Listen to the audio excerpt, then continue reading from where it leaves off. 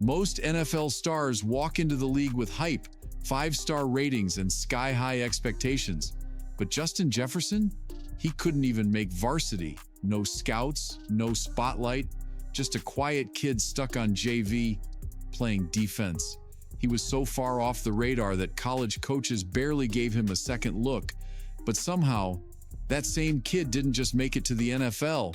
He broke records, humiliated defenders, and became one of the most unstoppable wide receivers in the league. So how does a forgotten high schooler become the face of an NFL franchise? And why did everyone who doubted him end up eating their words? This is the unbelievable rise of Justin Jefferson, the underdog who took over the league. Justin Jefferson wasn't supposed to be here. Not on NFL highlight reels, not torching all-pro cornerbacks, and definitely not rewriting rookie record books. In high school, he wasn't even on the radar. While his two older brothers dominated the field and made it to LSU and the NFL, Justin could barely get on the field. He was tiny, just 5 feet 7 inches, barely 125 pounds. And instead of catching touchdowns, he was stuck playing safety on the junior varsity team. Then came the elbow injuries, through a broken bone during a scout team practice. Not exactly the start of a Hall of Fame career. 3 years into high school, Jefferson was still an afterthought. College dreams? Fading. NFL practically a fantasy. But here's the part people miss. Even when he couldn't see a future, his family did. His brothers pushed him, his parents believed in him, and when doctors checked his growth plates, they gave him a glimmer of hope. But that hope came with pain, and the road ahead was anything but easy. That glimmer of hope came in the form of a late growth spurt. And when it hit hard. Almost overnight, Justin shot up to 6'1" and packed on nearly 40 pounds. It should have been a dream come true, but instead it turned into a new set of problems. His knees couldn't keep up. They'd tighten and lock mid-run, giving him a limp that made him look clumsy and stiff. Coaches weren't seeing next-level talent. They were seeing a kid who still looked uncoordinated and uncomfortable on the field. But Jefferson didn't stop. He knew he had one last shot to flip the script, and he took it seriously. That final off-season before senior year, he went all in, grinding routes with his older brother Jordan, studying NFL receivers on YouTube like it was his job, tweaking everything from his stance to the way he sold fakes mid-route. And when the season finally came, everything clicked. The knee pain disappeared. The routes were sharp, and the kid everyone overlooked? He turned into a problem for defenders. 44 catches, 956 yards, 9 touchdowns. It wasn't just a breakout, it was a warning. But even after proving he could dominate, the college offers still didn't come. Justin's senior year was everything he'd worked for. But college scouts still weren't buying it. Despite the numbers, despite the film, and despite the name Jefferson, he was still just a 2-star recruit. No big-time offers, no D1 buzz. And to make matters worse, he had to pass a summer class just to graduate. For a moment, even his father began to have that tough conversation.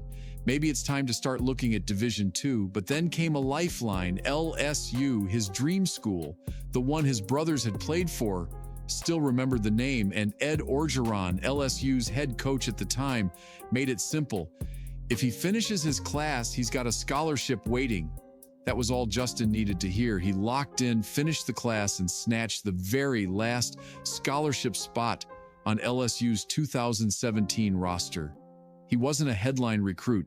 He wasn't expected to make noise, but now he was where he always wanted to be, wearing the same jersey his brothers had once worn. Only this time, ready to carve out his own story. But no one expected that story to explode the way it did next. Justin Jefferson didn't walk onto the LSU campus with hype or fanfare. In fact, during his freshman year, he barely played. 2 games, 1 rush, 4 yards, just another name on the roster for now. But everything changed his sophomore year. LSU brought in a new quarterback, some Ohio State transfer named Joe Burrow. The chemistry between them? Instant. Jefferson went from forgotten backup to Burrow's go-to guy, leading the team in receptions, yards, and touchdowns. 44 catches, 875 yards, 6 scores. It was impressive, but nobody realized that was just the warm-up, because Jefferson's junior year, it was historic. He didn't just elevate, he exploded. With Burrow slinging passes and Jefferson running the cleanest routes in college football, LSU became unstoppable.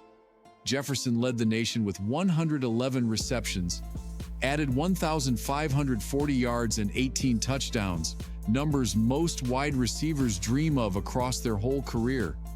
And then came the game that put him in the national spotlight for good: college football playoff versus Oklahoma.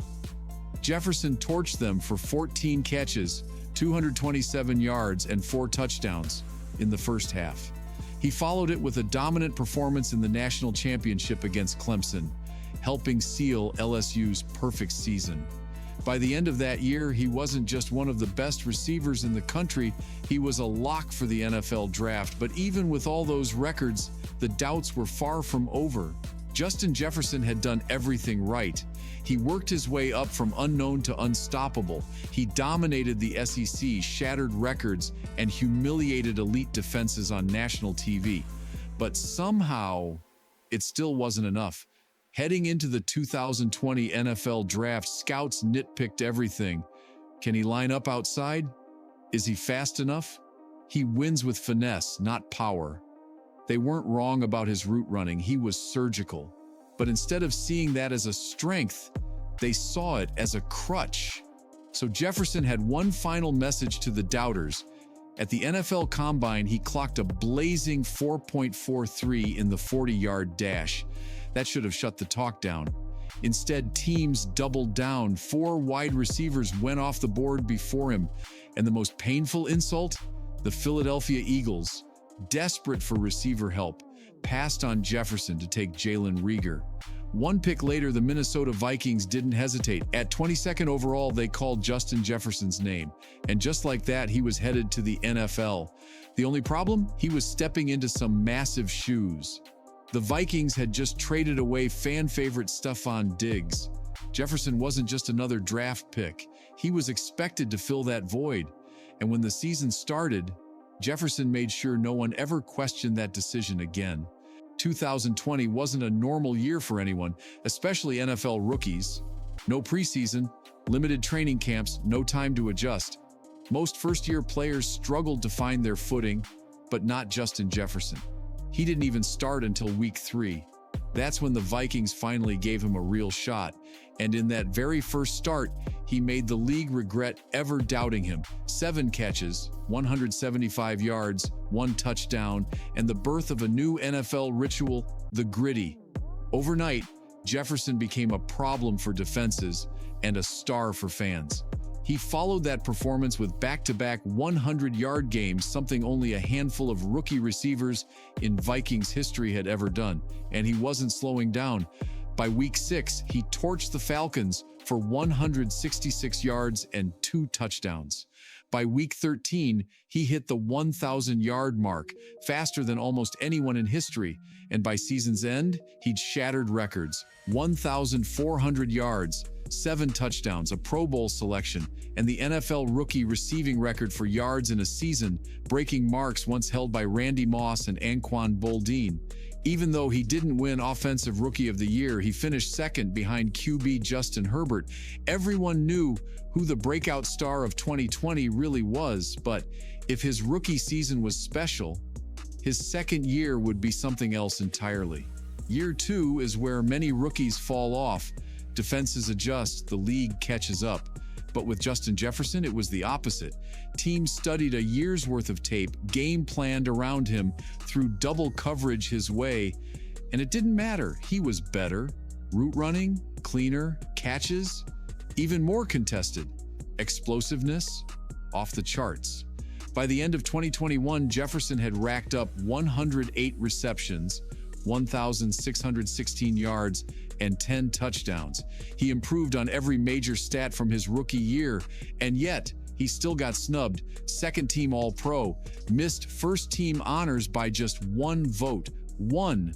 But even without that title, the league couldn't ignore what he'd just done. Jefferson had already broken Odell Beckham Jr.'s record for most receiving yards in a player's first 2 seasons. And despite the Vikings constantly losing close games, he was the one keeping them alive week after week. He wasn't just producing, he was carrying them. Then came a new challenge, a coaching change. Minnesota hired former Rams offensive coordinator Kevin O'Connell, and his mission was simple: build the offense around Justin Jefferson. The results? Let's just say the league still hasn't figured out how to stop him. When Kevin O'Connell took over as head coach, everything changed. This wasn't just a new playbook, it was a new era built around Justin Jefferson. The Vikings didn't just adjust their offense, they transformed it to showcase Jefferson's unique talents. From day one, Jefferson became the undisputed centerpiece of Minnesota's attack. Week after week, defenses tried everything: double coverage, bracket coverage, press coverage, you name it. But Jefferson, he still found ways to dominate. His route running was sharper than ever, his hands were rock solid, and his ability to make contested catches in clutch moments left opponents frustrated and fans in awe. It quickly became clear Jefferson wasn't just a great receiver, he was an unstoppable force. His explosive plays weren't just about stats, they were game-changing moments.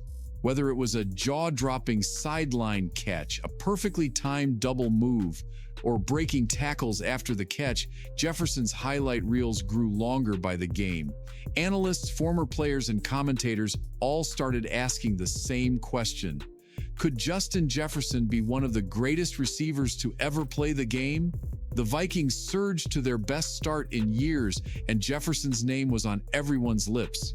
But he wasn't just carrying the team, he was carrying a legacy in the making. The way he combined skill, work ethic, and football IQ was rare, and his impact on the franchise was undeniable. Off the field, Jefferson's maturity and leadership grew too. He wasn't just a flashy player, he became a mentor to younger teammates and a voice in the locker room. That balance of talent and character only fueled the belief that his career was headed for the Hall of Fame. And with every spectacular catch and record-breaking game, the message became clearer. This is just the beginning. The NFL and the history books may soon have to rewrite what's possible, because Justin Jefferson isn't just playing the game, he's changing it forever. From a kid who struggled just to make his high school varsity team to becoming one of the most electrifying receivers in the NFL, Justin Jefferson's story is a testament to resilience and relentless belief. Every step along the way, the doubters were loud. Scouts questioned his speed, his size, his potential. Colleges overlooked him. Even after he shattered records at LSU and exploded onto the NFL stage, skepticism followed. But Jefferson never let the noise define him. Instead, he leaned into the challenge, pushed harder in the gym, studied the game obsessively, refined every route, every catch, every play. His rise wasn't luck. It was the result of decades of quiet sacrifice, countless hours of work, and an unbreakable confidence forged from being overlooked time and time again.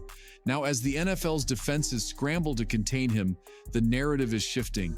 Justin Jefferson is no longer just a rising star. He's a force rewriting what's possible. If this is just the beginning of his journey, then the chapters yet to come could change football history forever.